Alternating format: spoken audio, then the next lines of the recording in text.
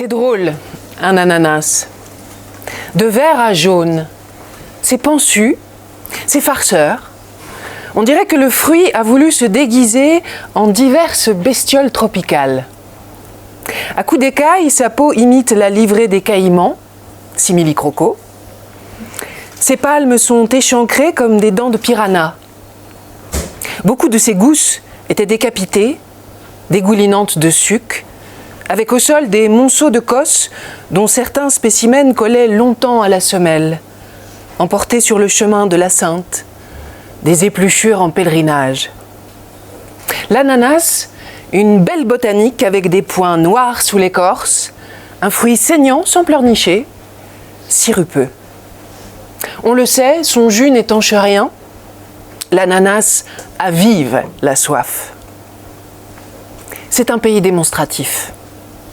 La contrée raffole des frasques, des exotismes enragés, un pays au furieux enjouement, péniblement chauvin, plein de goût pour le tapage sans frein.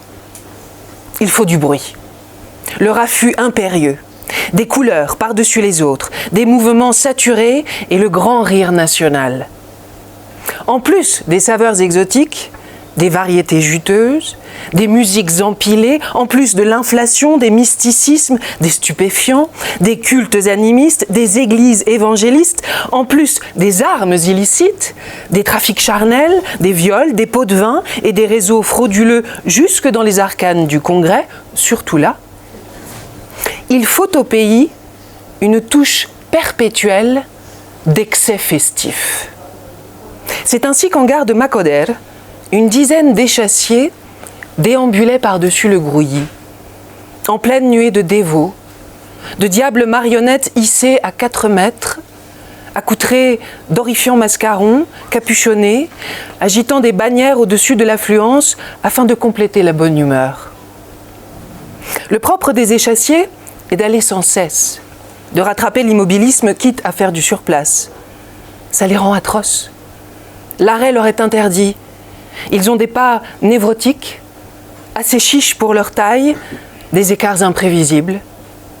Très voltigeurs, ils rappelaient la foule à sa patience, mais surtout, avec leur train de métronome, ces échalas singeaient l'hystérie des moindres pas. Ce que serait la marche des processionnaires, comme si l'ampleur de leur foulée excitait au départ.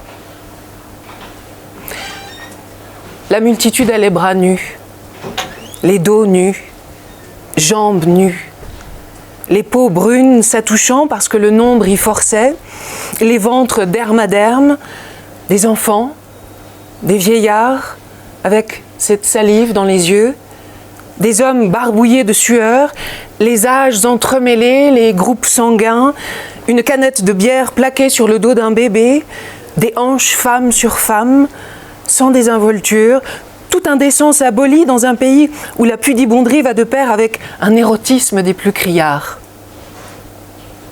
Personne n'imaginait ce qu'il tâtait à son insu, ce qu'il foulait sous les sandales à petits pas inaccomplis, des pots d'orange et du plastique, des rogatons de mangue, des bâtonnets de glace, des boîtes de soda crissant sur le ciment de la gare centrale, sales comme un billot de boucher, teinte sanie. La grande foule dessinait une goutte d'huile, piriforme, ventrue à une extrémité, effilée à l'autre, là où chacun se rendait, vers l'orchestre, au moyeu du cortège. En y touchant, les poussées redoublaient, à ne plus pouvoir tirer un bras du lot quand partout les visages s'amusaient avec des traits terrorisés d'exultation. De belles dents à chacun, moitié suffocation, moitié hilarité, comme si les faces exprimaient l'endurance avant de processionner. Une espèce d'extase préparatoire, une mise en jambe des béatitudes. Ceux des foules s'interpellent sans cesse, c'est la manie, se héler, proroger la parole tant les mots suppléent au défaut d'équilibre. Quelques 2000 personnes trépignaient au départ d'octobre, impatients de saisir la corde pour ne plus la lâcher, tous frères d'armes et frères d'âme. Mais qui pousse comme exprès. Ce type à gauche, resquilleur de mystique, on lui en veut, tandis qu'on lui sourit. On s'en veut. Et lui aussi, il sourit, en poussant. On se maudit de joie. Pour tirer cette histoire de fiancée au clair, je me suis rendue directement chez Jeanne Joplin. Un majordome m'a ouvert la porte. Jeanne Joplin vivait dans un monde très éloigné du mien. J'osais à peine m'asseoir. J'aurais bien aimé raconter que ça puait l'argent et le luxe. La vérité, c'est que ça sentait bon, l'argent et le luxe. Je n'y étais pas à mon aise, mais force était de constater que c'était aménagé avec un bon goût évident. Tout était bien à sa place. Tout était comme il fallait. Moi, j'étais la tache de suie, le désordre. Je me sentais comme 10 ans auparavant, quand j'étais soldat, et que les officiers passaient sans nous voir, qu'ils nous envoyaient à la charge comme si nous étions des pions parmi d'autres. Dans le salon des Joplin, c'était exactement cela. J'étais face à un monde parfaitement ordonné et je devais contribuer à le faire perdurer sans occuper trop d'espace. Un obus a dû éclater non loin de moi car j'ai repris mes esprits et je me suis assis sur le canapé sans attendre son autorisation. C'était un truc que j'avais appris. Pour avoir des informations auprès de certaines personnes, ne pas attendre les autorisations. Attaquer. J'ai bien noté au tremblement de sa lèvre qu'elle n'était pas ravie. Elle s'est certainement demandé où est-ce que j'avais pu traîner mes guêtres et dans quel état elle retrouverait son canapé. Je ne serais pas étonnée qu'elle ait convoqué un tapissier immédiatement après mon départ. Profitant de son trouble, je l'ai mitraillée de questions. Au début, elle ne répondait pas, feignant de ne rien savoir. Ah non, son fils n'avait pas eu de fiancée, pas à sa connaissance, rien de rien. La femme de sa vie, c'était sa mère. Sa chère mère. Vous. Moi. Ah mais ça alors. Mais qui d'autre? Et il vous écrivait souvent? Oui. Tous les jours. Tous les jours. Tous les jours. Tous les jours? Oui, tous les jours. Tous les jours. J'aurais pu faire durer le plaisir des variations, mais je n'étais pas sûre de gagner à ce petit jeu qui ne me permettait guère à mon enquête d'avancer de manière flagrante. Alors pour le plaisir de l'agacer, je relançais juste d'un coup, tentant un regard martial. Tous les jours. Tous les jours. Mon regard martial n'avait pas l'air d'effrayer le moins du monde Jeanne Joplin. J'allais finalement droit au but et lui demandais ses lettres. Mobilisé en 14, disparu en 16, ça laissait 3 années d'échanges postaux, disons à la louche, et en prenant le soin de décompter les jours où il y avait trop d'ennemis à massacrer pour prendre le temps de gérer une correspondance, un bon millier de lettres. Un bon millier de lettres qui s'étaient manifestement perdues, puisque la Joplin ne parvenait pas à remettre la main dessus. Pourtant, je savais qu'elle disait vrai sur un point. Son fils écrivait tous les jours. Morisseau me l'avait confirmé. Je passais de rechef du regard martial au regard accusateur. Sans plus d'effet. Je dus la menacer d'abandonner cette enquête qui n'avait aucune chance d'aboutir si elle refusait de m'en communiquer les éléments. Madame Joplin poussa un petit cri aigu que j'interprétais comme l'aveu d'une faillite. Je restais silencieux tout en me dirigeant vers la porte d'entrée, le plus lentement possible, de peur de voir la faille se refermer à jamais. « Attendez, non, je m'en vais. Non, si, non, si. » Notre mode de communication était assez basique et nécessitait un vocabulaire tout à fait sommaire. Elle m'avait saisi dans le couloir, la main crispée sur un mouchoir blanc qu'elle n'avait pas lâché depuis mon arrivée. Je connaissais ce regard. Je l'avais vu, tellement vu, Davantage qu'un regard, il s'agissait d'un masque, celui de la peur qui aplatit les traits et ouvre grand les yeux. Elle était terrorisée à l'idée que j'abandonne l'enquête. Instinctivement, je voulus la rassurer, lui dire que j'allais persévérer, que j'allais y arriver. Je me retins néanmoins. Ne pas me laisser gagner par l'émotion. Nous nous faisions face, dans le couloir. Les mots butaient contre ses lèvres, ses mains tremblaient, sa poitrine se soulevait, prise de hoquet. Il y avait bien la petite Lucie, une Alsacienne. Mais c'était il y a longtemps, et elle ne l'intéressait plus. Laissez-la où elle est.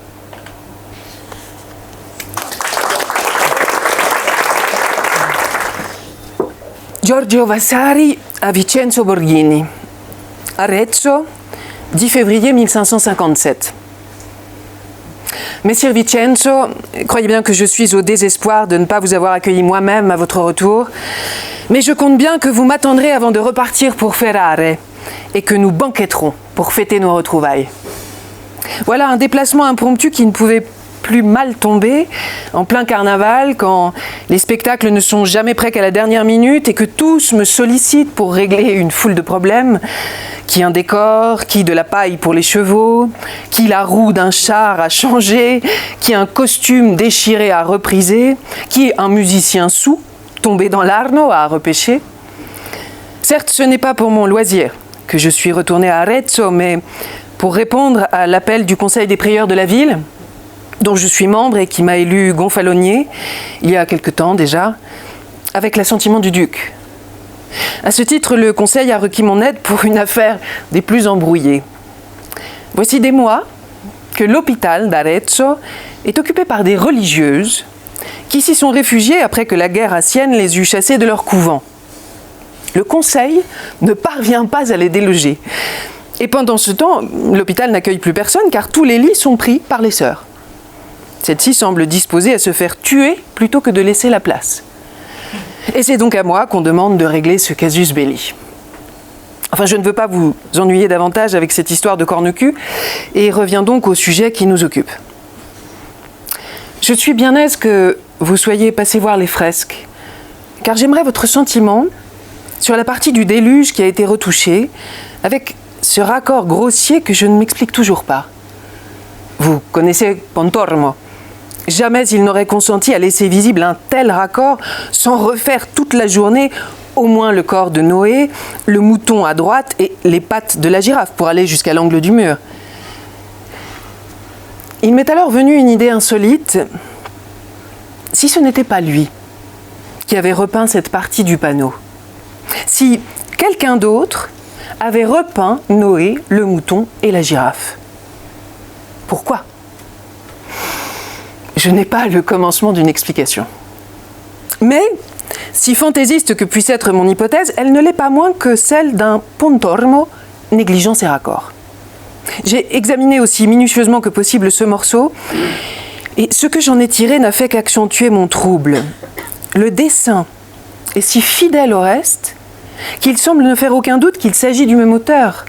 Mais il y a quelque chose dans la couleur, autant que je puisse en juger maintenant qu'elle a presque séché, qui me semble légèrement différent, qui détonne. À la vérité, comme si Pontormo avait forcé dans ses tons acidulés, qu'il a toujours affectionnés, le rose du pagne de Noé, les reflets bleutés sur le dos du mouton, le jaune pâle de la girafe, comme s'il avait repeint cette pièce à la hâte, sans anticiper le changement de couleur au séchage. Bon, sans doute, messire Vincenzo, ne devez-vous pas accorder trop d'importance au délire d'un fou, car c'est ce que je suis devenue à force de retourner cette affaire dans tous les sens. Moi-même, je ne sais pourquoi je vous entretiens de ceci qui n'a certes ni queue ni tête. Tout à mon trouble causé par ce que j'avais cru observer dans la fresque, je suis retournée voir le tableau de Vénus et Cupidon, que le duc conserve dans sa garde-robe. Je ne sais ce que j'y cherchais, ou plutôt, je ne le sais que trop bien. puisque je ne l'ai pas trouvé. Ce tableau-ci est certes une copie, d'après le carton de Michel-Ange, mais je suis à peu près certain que cette copie est toute de la main de Pontormo, et que personne d'autre que lui n'y a substitué la tête de la fille du duc. En tous les cas, je n'ai rien décelé qui aille dans ce sens. Cependant, mon ami, maintenant que vous avez vu les fresques, pourriez-vous vous rendre au palais pour y examiner à votre tour cette Vénus à tête de Maria et me donner votre sentiment. Il se peut que votre sagacité remarque quelque chose qui m'aura échappé. Alors d'ici là, j'espère bien avoir trouvé de quoi amadouer mes religieuses pour hâter mon retour autant qu'il me sera possible et vous serrer dans mes bras.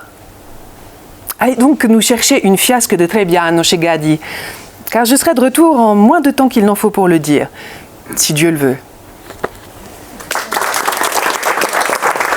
Heinrich Schmidt. Constant Jalère est comme nous tous. Il marche en ressassant chaque instant de cette campagne. Vous essayez de comprendre comment votre armée a pu en arriver là, n'est-ce pas ? Lui demandai-je. Il a ce visage d'enfant triste qui hésite à confesser une faute de peur de compromettre ses camarades. La guerre est une machine à broyer les consciences.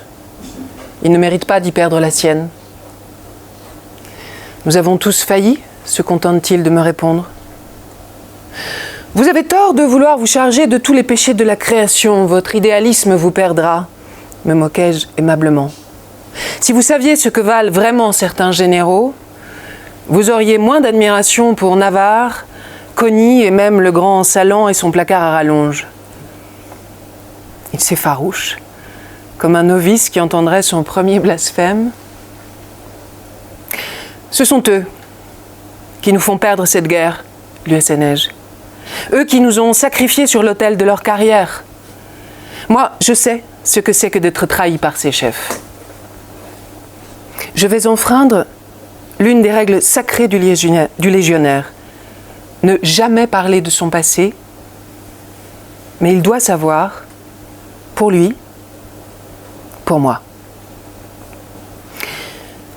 C'était le 28 novembre 1941. Il y a des dates qui ne s'oublient pas. Ce jour-là, mon âme s'est décilée en découvrant la veulerie de nos généraux. J'étais Hauptmann à l'état-major de la 75e division d'infanterie sur le front de l'Est. J'avais été désigné pour accompagner les maréchaux von Brauchitsch et von Rundstedt sur le camp de la bataille de Poltava. Von Brauchitsch, un bon officier prussien, avait voulu voir le terrain où l'armée du tsar Pierre le Grand avait battu celle de Charles XII de Suède. J'ignore quelle inspiration Brauchitsch était venu chercher sur cette plaine lugubre où un froid humide nous enserrait comme un linceul. On s'attendait à voir surgir des brumes les fantômes des grenadiers russes et suédois.